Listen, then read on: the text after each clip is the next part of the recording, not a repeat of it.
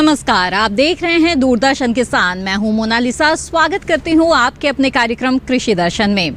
हमेशा की तरह किसानों को समर्पित कार्यक्रम कृषि दर्शन में आज भी हम आपके लिए लेकर आए हैं कुछ खास जानकारियां 3 अलग अलग सेगमेंट के जरिए। विज्ञान और किसान, कृषि स्टार्टअप और फार्मिंग इंडिया।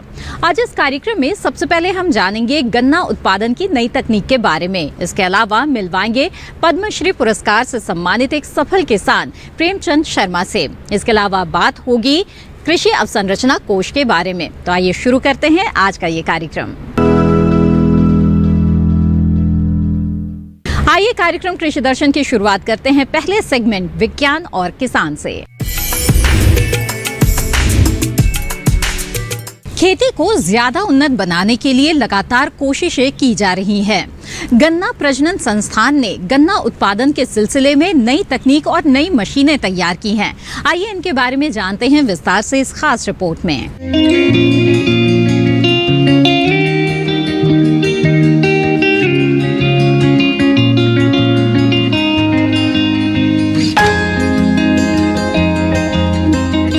गन्ने के लिए बहुत ज्यादा पानी की जरूरत होती है, जबकि सिंचाई के लिए भूमिगत जल की लगातार कमी होती जा रही है। ऐसे में कोयंबटूर स्थित गन्ना प्रजनन संस्थान ने मिट्टी में नमी मापने का यंत्र विकसित किया है। बिजली से चलने वाले इस यंत्र को सॉइल मॉइस्चर इंडिकेटर कहा जाता है। इसे चलाना और इस्तेमाल करना बहुत ही आसान है। इसे तैयार करने में किसानों और चीनी मिलों के कर्मचारियों की भी सलाह ली गई है। हालांकि इससे पहले टेंसियोमीटर नाम का यंत्र भी नमी मापने के काम आता था, लेकिन इसे खेत में एक जगह स्थायी रूप से स्थापित करना पड़ता था। उसकी तुलना में सॉइल मॉइस्चर इंडिकेटर ज्यादा कारगर है और चलाने में भी आसान है। इसके इस्तेमाल से कम सिंचाइयों में ही फसल तैयार हो जाती है, साथ ही पानी की भी बचत होती है। इस यंत्र में हमें गन्ने की जरूरत के हिसाब से मिट्टी की नमी की मात्रा बताने वाले इंडिकेटर लगे हैं। अलग अलग तरह की मिट्टियों के लिए इसमें 3 इंडिकेटर मौजूद हैं। लाल या नारंगी बत्ती जलने का मतलब है कि अब फसल को सिंचाई की जरूरत है, जबकि हरी बत्ती बताती है कि खेत में पर्याप्त नमी मौजूद है और अभी सिंचाई नहीं करनी है। नीली बत्ती जलने का मतलब है कि खेत में जरूरत से ज्यादा नमी है। 1 हेक्टेयर गन्ना बोने के लिए 7 से 8 क्विंटल बीज चाहिए। शुगरकेन बड सेटलिंग प्लांटिंग बुवाई की नई विधि है जो अब लोकप्रिय हो रही है। इसमें गन्ने की 1 आंख वाले टुकड़े काटकर बोए जाते हैं। गांठ काटने के बाद बचे हुए हिस्सों को कोल्हू पर बेच सकते हैं। इस तरह 1 हेक्टेयर के लिए सिर्फ 1.5 क्विंटल बीज पर्याप्त होता है और मजदूरी भी कम लगती है। इस तरह की बुआई के लिए ट्रैक्टर से चलने वाला मैकेनिकल प्लांटर बनाया गया है। ये मेड़ पर गन्ने की बुआई करता है और एक साथ में 2 कतारें खींच सकता है। इसे चलाना भी आसान है और एक जगह से दूसरी जगह ले जाना भी। लेकिन एक गांठ के टुकड़े काटना भी कोई आसान काम नहीं है। इसके लिए बहुत ज्यादा वक्त दरकार होगा।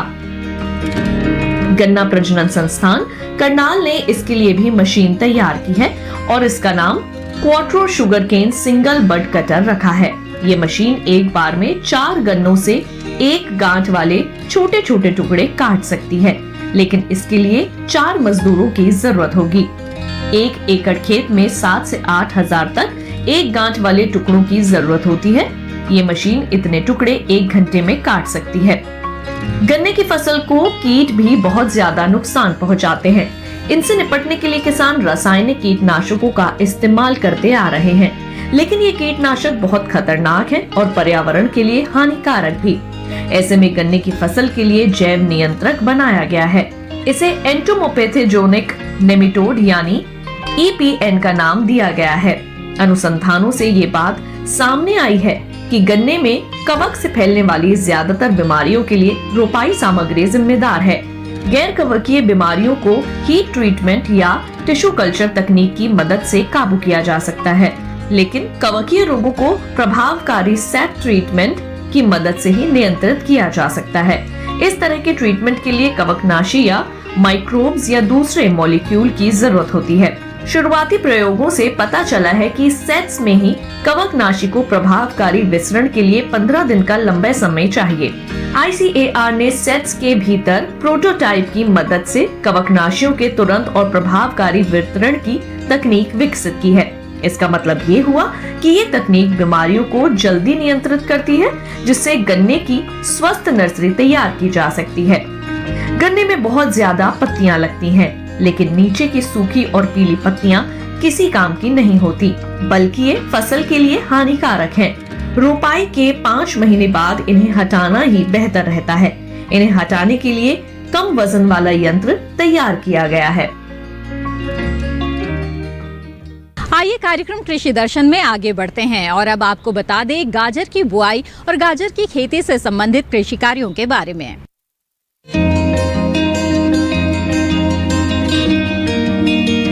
नवंबर महीने में किसान गाजर की बुआई करके अपनी फसल से अतिरिक्त आय अर्जित कर सकते हैं, क्योंकि गाजर की बुआई मेड़ों पर की जाती है। मेड़ों पर गाजर बोने से अच्छी गुणवत्ता की उपज तो मिलती ही है, साथ ही खेत के खाली बचे हिस्से का सदुपयोग भी हो जाता है। अगर बात करें गाजर की उन्नत किस्मों के बारे में, तो पूसा रुधिरा और पूसा केसर लगाकर किसान अच्छा लाभ कमा सकते हैं। गाजर की बुआई के लिए 4 किलोग्राम प्रति एकड़ के हिसाब से बीज दर का इस्तेमाल करें। बुआई से पहले बीजोपचार करना न भूलें, क्योंकि इससे फसल रोग मुक्त और पोषण युक्त पैदा होती है। बीज उपचार के लिए बीज को 2 ग्राम प्रति किलोग्राम कैप्टान से उपचारित करें। मिट्टी को पोषण प्रदान करने के लिए बुआई से पहले खेत में देसी खाद, पोटाश और फास्फोरस उर्वरक अवश्य डालकर अच्छे से मिला दें। जो किसान गाजर की बुआई मशीन द्वारा करना चाहते हैं, उन्हें 1 किलोग्राम बीज प्रति हेक्टेयर के हिसाब से आवश्यकता पड़ेगी। इस विधि को अपनाने से बीज और समय की बचत और गुणवत्तापूर्ण उत्पादन लेने में काफी मदद मिलती है। कार्यक्रम कृषि दर्शन में वक्त हो गया है एक छोटे से ब्रेक का। ब्रेक के बाद मिलवाएंगे आपको एक कामयाब किसान से अगले सेगमेंट कृषि स्टार्टअप में। आप बने रहें दूरदर्शन किसान पर।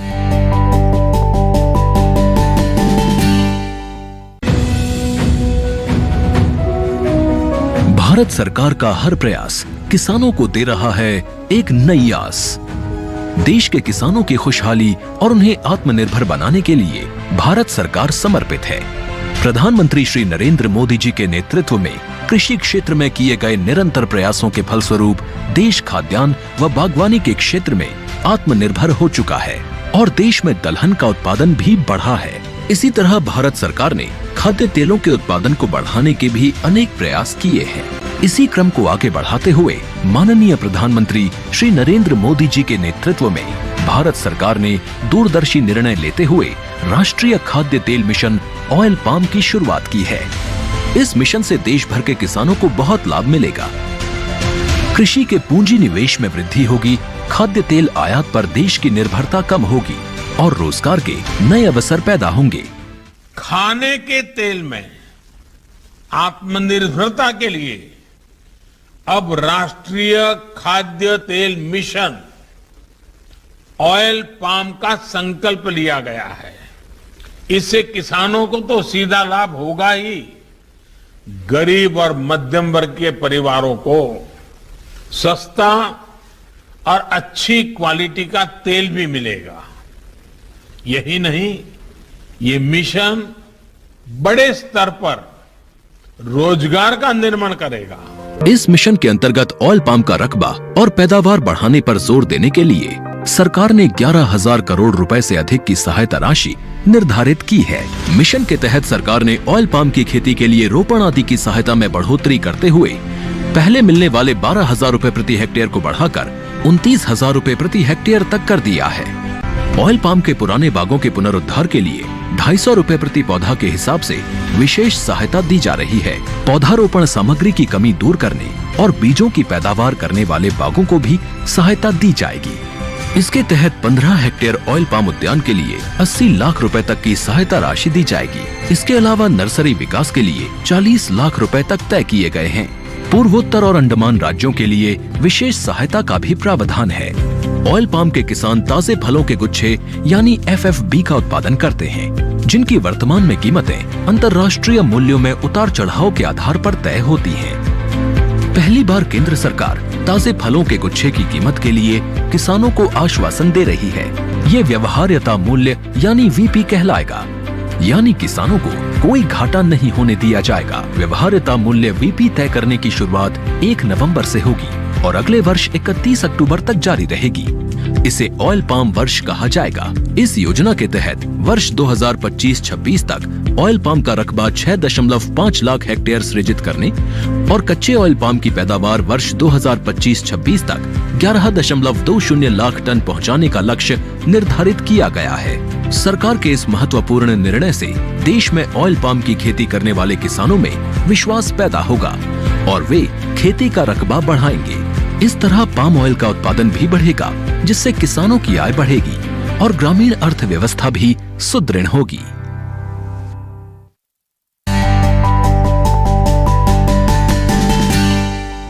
ब्रेक के बाद आप सभी का फिर से स्वागत है। आप देख रहे हैं कार्यक्रम कृषि दर्शन। आइए देखते हैं हमारा अगला सेगमेंट कृषि स्टार्टअप। जनजातीय क्षेत्र जौनसार बावर के दुर्गम इलाके में रहने वाले प्रगतिशील किसान प्रेमचंद शर्मा ने जैविक तरीके से खेती कर और साथ ही किसानों को प्रेरित कर कृषि के क्षेत्र में उत्कृष्ट योगदान दिया है, जिसके लिए इन्हें राज्य से लेकर राष्ट्रीय स्तर पर कई सम्मानों से सम्मानित किया गया है। यहाँ तक कि भारत सरकार ने इन्हें पद्मश्री पुरस्कार से नवाजा है। तो आइए जानते हैं इस प्रगतिशील किसान प्रेमचंद शर्मा के बारे में। प्रेमचंद शर्मा का जन्म वर्ष 1957 में देहरादून जनपद से सटे जनजातीय बाहुल्य क्षेत्र जौनसार बावर के चकराता ब्लॉक के सीमांत गांव अटाल में एक किसान परिवार में हुआ था। 5वीं कक्षा तक शिक्षा प्राप्त करने वाले प्रेमचंद को खेती किसानी विरासत में मिली थी। बचपन में ही प्रेमचंद शर्मा अपने पिता के साथ खेती बाड़ी से जुड़ गए और उनसे खेती किसानी के गुर सीखने लगे। पिता के निधन के बाद खेती बाड़ी का पूरा बोझ उन्हीं के कंधों पर आ गया। परंपरागत खेती में लागत के मुताबिक लाभ न होता देख उन्होंने नए प्रयोग करने का निर्णय लिया। इसकी शुरुआत उन्होंने 1994 में अनार की जैविक खेती से की। सफलता मिली तो इन्होंने अपने क्षेत्र के अन्य किसानों को भी जैविक खेती के लिए प्रेरित किया। इसी क्रम में वर्ष 2000 में उन्होंने अनार के उन्नत किस्म के 1.5 लाख पौधों की नर्सरी तैयार की। ये पौध उन्होंने जौनसार बावर व पड़ोसी राज्य हिमाचल के करीब 350 कृषकों को वितरित की। अनार की खेती के गुर सीखने के लिए वो हिमाचल प्रदेश के कुल्लू जलगांव के साथ ही महाराष्ट्र और कर्नाटक तक गए। वर्ष 2013 में प्रेमचंद देवघर खत के सैंज तराणु और अटाल पंचायत से जुड़े। इन्होंने करीब 200 कृषकों को एकत्र कर फल और सब्जी उत्पादक समिति का गठन किया। इसके साथ ही ग्राम स्तर पर कृषि सेवा केंद्र की शुरुआत कर क्षेत्र में खेती बागवानी के विकास में अहम भूमिका भी निभाई। प्रेमचंद शर्मा को खेती में सफल योगदान के लिए कई सारे पुरस्कार मिल चुके हैं।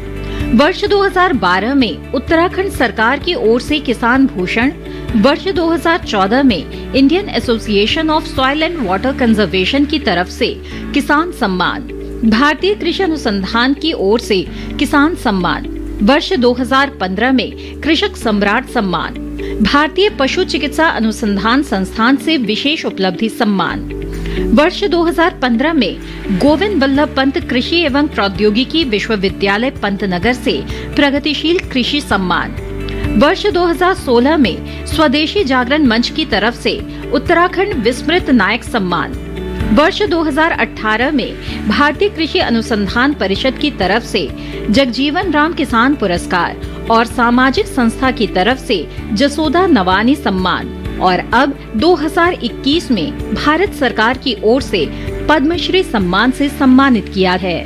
करीब 3 दशक से खेती बागवानी से जुड़े प्रेमचंद ने जौनसार बावर में किसानों को आय बढ़ाने के लिए नकदी फसलों का उत्पादन बढ़ाने के लिए प्रेरित किया। उनकी इस पहल से सीमांत क्षेत्र के सैकड़ों किसान नकदी फसलों का उत्पादन कर अपनी आर्थिक स्थिति संवारने लगे। इसके साथ ही उन्होंने अपने क्षेत्र के किसानों को जैविक खेती का रास्ता दिखाया। साथ ही प्रगतिशील किसानों के लिए एक प्रेरणा स्रोत भी बने। इसी के साथ किसान साथियों, वक्त हो गया है एक और छोटे से ब्रेक का। ब्रेक के बाद देखेंगे अगला सेगमेंट फार्मिंग इंडिया। आप बने रहें दूरदर्शन किसान पर।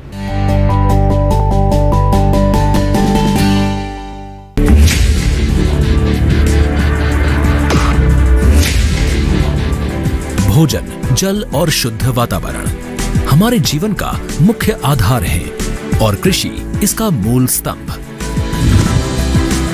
पिछले 60 वर्षों में विज्ञान आधारित कृषि का व्यापक प्रसार हुआ है। साथ ही कृत्रिम संसाधनों के बढ़ते प्रयोग से कृषि की सतत क्षमता पर चिंताएं बढ़ी हैं। प्रधानमंत्री श्री नरेंद्र मोदी जी के दूरदर्शी नेतृत्व के अंतर्गत रसायन मुक्त जैविक खेती एक महत्वपूर्ण प्रयास है। रसायन मुक्त जैविक खेती को बढ़ावा देने के लिए 5 वर्ष पूर्व सरकार ने परंपरागत कृषि विकास योजना तथा उत्तर पूर्व भारत में जैविक मूल्य श्रृंखला योजनाएं आरंभ की। ऑर्गेनिक फार्मिंग को देश भर में बढ़ावा देने के लिए सरकार अनेक प्रयास कर रही है।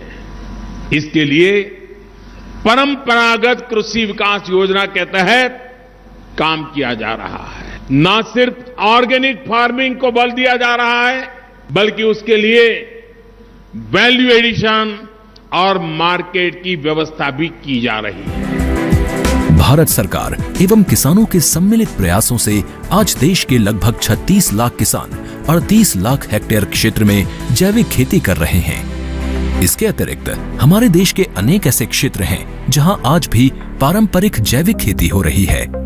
इन पारंपरिक जैविक क्षेत्रों को जैविक प्रमाणीकरण सुलभ कराने हेतु पीजीएस के अंतर्गत लार्ज एरिया सर्टिफिकेट का प्रावधान किया गया है। इस प्रक्रिया की विशिष्टता ये है कि इसमें प्रमाणीकरण मात्र 2 से 3 महीनों में हो जाता है, जबकि सामान्य परिस्थितियों में इसमें 2 से 3 वर्ष का समय लगता है। अंडमान निकोबार केंद्र शासित प्रदेश के कार निकोबार एवं नैन काउरी द्वीप समूह देश के सर्वप्रथम ऐसे प्रमाणीकृत जैविक क्षेत्र हैं। अभी हाल ही में संपूर्ण लक्षद्वीप को जैविक खेती के रूप में प्रमाणित किया गया है। वर्ष 2016 में सिक्किम राज्य पूर्ण जैविक कृषि राज्य के रूप में प्रमाणित हो चुका है। सुदूर उत्तर में हिमालय श्रृंखला के बीच स्थित लद्दाख ने भी पूर्ण जैविक के लक्ष्य की ओर बढ़ना शुरू कर दिया है। जैविक उत्पादों को बाजार सुलभ कराने तथा किसानों की उपभोक्ताओं तक पहुंच बनाने के लिए एक समर्पित जैविक खेती पोर्टल भी बनाया गया है। जैविक खेती पोर्टल के जानकारी मंच और विपणन मंच के माध्यम से किसानों को उच्च गुणवत्ता उत्पादन तथा बाजार उपलब्ध कराया जा रहा है। आशा है देश के सभी राज्य अपने जैविक क्षेत्रों का विस्तार करेंगे और देश में जैविक कृषि क्रांति को मजबूत करने में योगदान देंगे। जैविक उत्पादों की देश और विदेशों में बढ़ती मांग तथा जैविक उत्पादों का बढ़ता बाजार, किसानों की उपभोक्ताओं तक पहुंच तथा जैविक एफपीओ द्वारा जैविक कृषि व्यापार में भागीदारी हमारे किसानों को अपनी आय बढ़ाने का अवसर दे रहा है। पिछले 5 वर्षों में जैविक कृषि उत्पादों का निर्यात दोगुने से अधिक बढ़कर 7,000 करोड़ रुपए से अधिक का हो गया है और इसमें प्रतिवर्ष 20% से अधिक की वृद्धि हो रही है। उम्मीद है पारंपरिक क्षेत्र के किसान भी इस बढ़ते बाजार से लाभान्वित होंगे और जैविक कृषि आंदोलन को आगे बढ़ाएंगे। किसानों की मुस्कान समृद्ध हिंदुस्तान की है पहचान।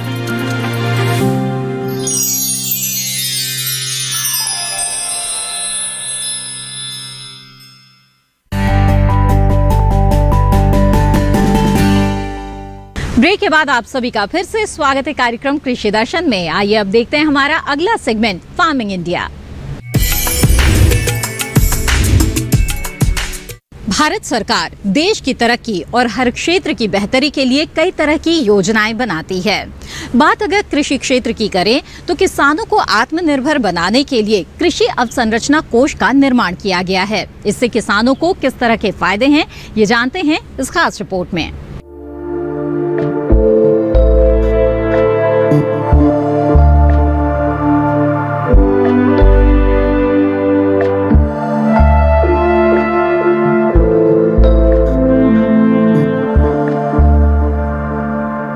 कृषि अवसंरचना कोष केंद्र सरकार द्वारा किसानों के हित के लिए बनाई गई एक योजना है। इस योजना के तहत किसानों को फसल कटाई के बाद कृषि अवसंरचना प्रबंधन और सामुदायिक कृषि परिसंपत्तियों से संबंधित परियोजनाओं में निवेश के लिए मध्यम और दीर्घकालिक ऋण की सुविधा उपलब्ध कराई जाती है। सरकार द्वारा शुरू की गई इस योजना के माध्यम से किसान फसल की कटाई के बाद उसकी सही कीमत मिलने तक उसे सुरक्षित रख सकेंगे। इस योजना के माध्यम से किसानों को आधुनिक तकनीकों को अपनाने के लिए प्रोत्साहित करना भी लक्ष्य रखा गया है।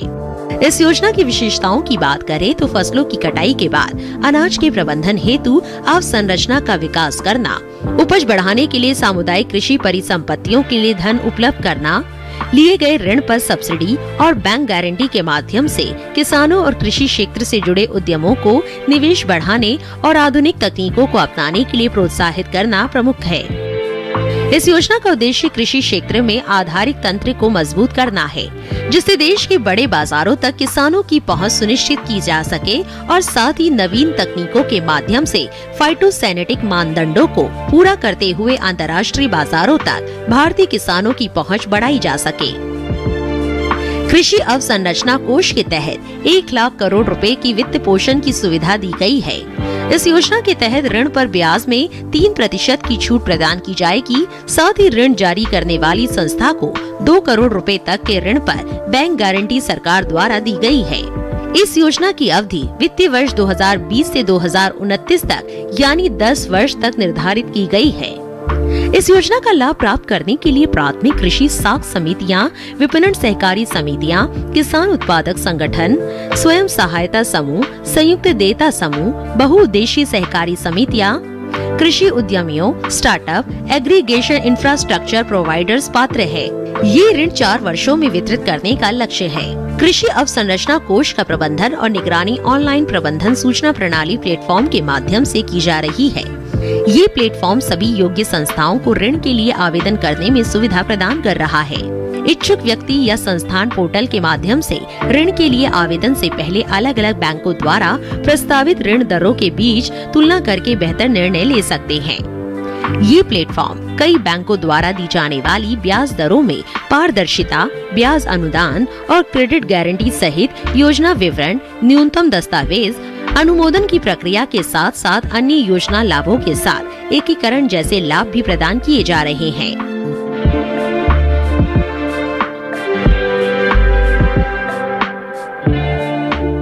सरकार इन दिनों किसानों को कई तरह के डिजिटल प्लेटफॉर्म से जोड़ने की कोशिशों में लगी हुई है, ताकि किसानों के लिए उनका काम आसान हो जाए और उनके लिए ज़रूरी सूचनाएं उन्हें अपने फ़ोन पर ही मिल जाए। ऐसा ही एक डिजिटल प्लेटफॉर्म है किसान रथ। किसान रथ के जरिए किस तरह से किसानों को फसलों की बिक्री, खेत से मंडी तक की आवाजाही और कृषि जिंसों के मंडी भाव को जानने में आसानी हो रही है, आइए जानते हैं विस्तार से।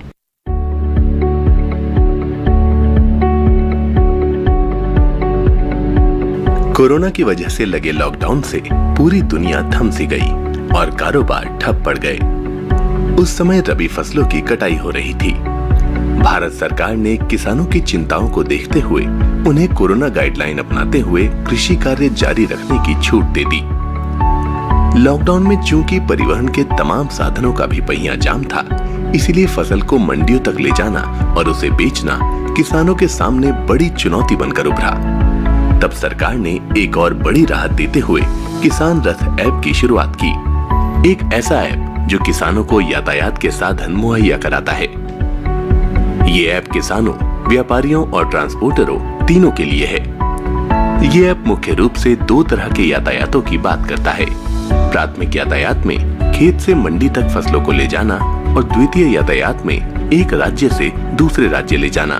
किसान रथ पर अनाज, दलहनी फसलें, तिलहन, फल फूल और सब्जियां, रेशेदार फसलें और बांस वगैरह की आवाजाही के लिए यातायात के साधन उपलब्ध हैं। इनके अलावा जंगलों में उगने वाले उत्पाद और नारियल के किसान भी इस सुविधा का लाभ उठा सकते हैं। ट्रक के आने का समय और स्थान के बारे में भी जानकारी इस ऐप पर दी जाती है।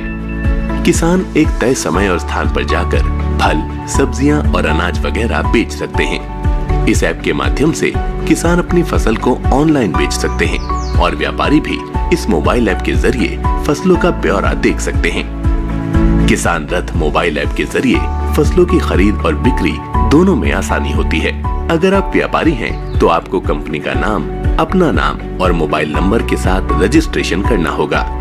इस मोबाइल ऐप के माध्यम से ट्रांसपोर्टर्स भी सामान की ढुलाई के लिए अपनी गाड़ी का रजिस्ट्रेशन करवा सकते हैं। इस ऐप पर आप कस्टम हायरिंग सेंटर के माध्यम से खेती की दूसरी जरूरतों के लिए मशीनरी भी बुक कर सकते हैं। रजिस्ट्रेशन का तरीका बिल्कुल आसान है। ऐप को डाउनलोड करने के बाद जब आप इसे ओपन करेंगे तो होम पेज खुल जाएगा। इस पेज पर आपको अपनी भाषा का चयन करके आगे बढ़ना होगा। अगले पेज पर साइन इन के नीचे दिए गए रजिस्टर के ऑप्शन पर क्लिक करेंगे तो पंजीकरण फॉर्म दिखाई देगा। ऊपर 4 विकल्प farmer, FPO, trader, service provider होंगे। अगर आप किसान हैं, तो फार्मर के ऑप्शन पर क्लिक करेंगे। यहाँ बताना होगा कि आप पीएम किसान पर पंजीकृत हैं या नहीं। उसके बाद अपना नाम, मोबाइल नंबर, राज्य, जिला, तहसील, गांव वगैरह के नाम दर्ज करने होंगे और नीचे रजिस्टर के बटन पर क्लिक करना होगा। लीजिए, हो गया आपका रजिस्ट्रेशन। अब ऐप का इस्तेमाल कीजिए और सुविधाओं का लाभ उठाइए।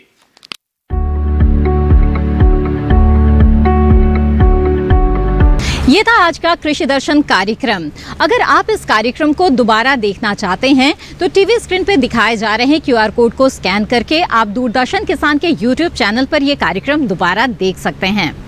आप चाहे तो अपने सुझाव हमें भेज सकते हैं। कृषि दर्शन कार्यक्रम से संबंधित अपने सुझाव भेजने के लिए आप हमें ईमेल कर सकते हैं। हमारा ईमेल आईडी है krishidarshandddk@gmail.com। आप हमें पत्र भी लिख सकते हैं। हमारा पता है कृषि दर्शन, कमरा नंबर 58, CPC, दूरदर्शन, खेलगांव, नई दिल्ली 110049। इसी के साथ कृषि दर्शन की आज की कड़ी में बस इतना ही। फिर हाजिर होंगे लेकर कुछ और अहम जानकारियां। तब तक के लिए दीजिए इजाजत। आप बने रहें दूरदर्शन किसान पर। नमस्कार।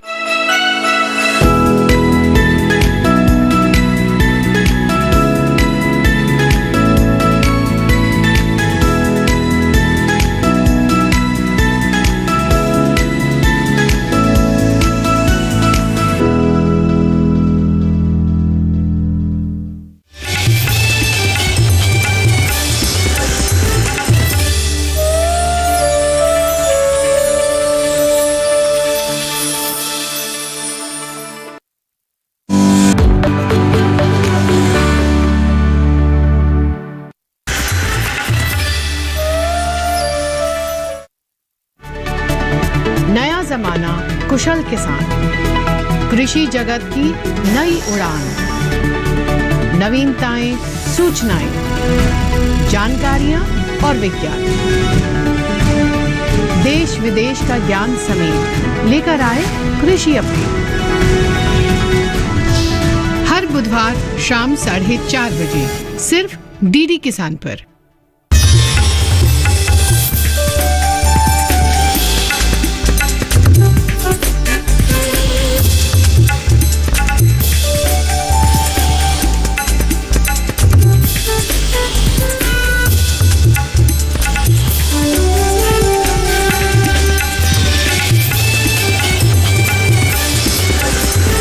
डीडी किसान, बदलते भारत की शान।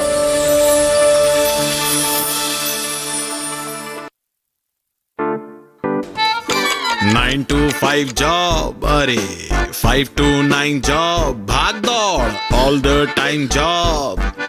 द रोमिंग वाला मार्केट। ना बॉस खुद बनिए, बन जाइए LIC एजेंट। अब लाइफ सेट है।